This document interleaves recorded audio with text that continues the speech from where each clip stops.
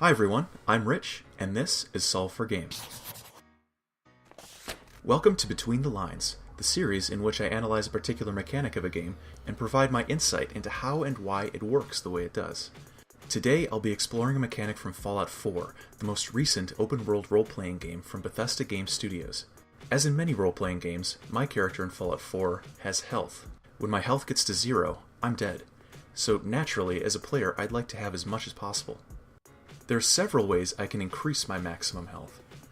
The primary way to do this is to increase a stat on my character called Endurance, which calculates health based on a formula that we'll talk about in a minute. To get even more health, I have the option to unlock a perk on my character called Life Giver. Each rank that I unlock in Life Giver will grant me an additional 20 points of health. When I level up, I can either choose to increase my Endurance by 1, or unlock a rank in Life Giver. To maximize how much health I have, I'd like to know which of these options would provide me with more health overall.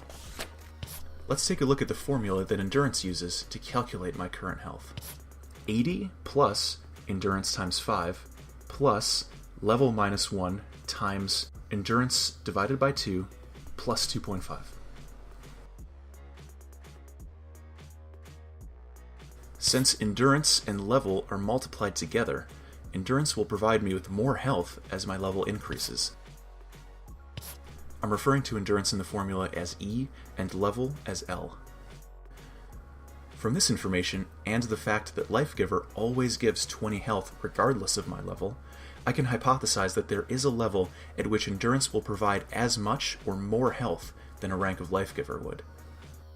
I'm going to calculate what this level is using the Endurance formula.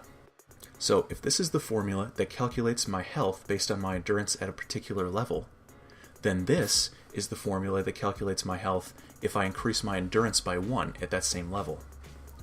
As you can see, I've just added 1 to every instance of E, Endurance, in the formula.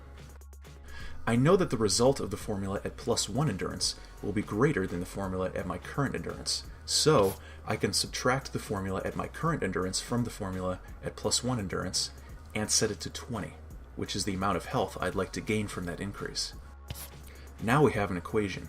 If we solve this equation for level, L, it should give me the number that I need.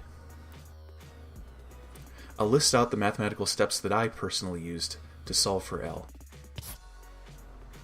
Once we're done calculating, ultimately we get a value of 31 for L, which is the level at which increasing Endurance by 1 gives the same amount of health as unlocking a rank of Life Giver. Now let's step away from the math and think about what this means in the game.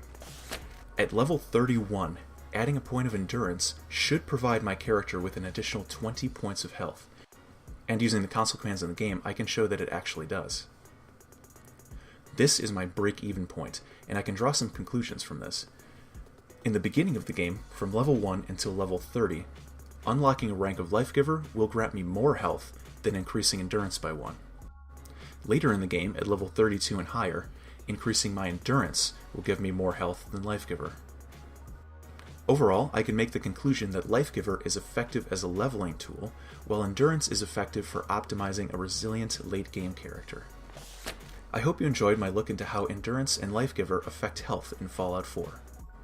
If you did, please like this video and subscribe to Solve for Game for more video game analysis and challenge running.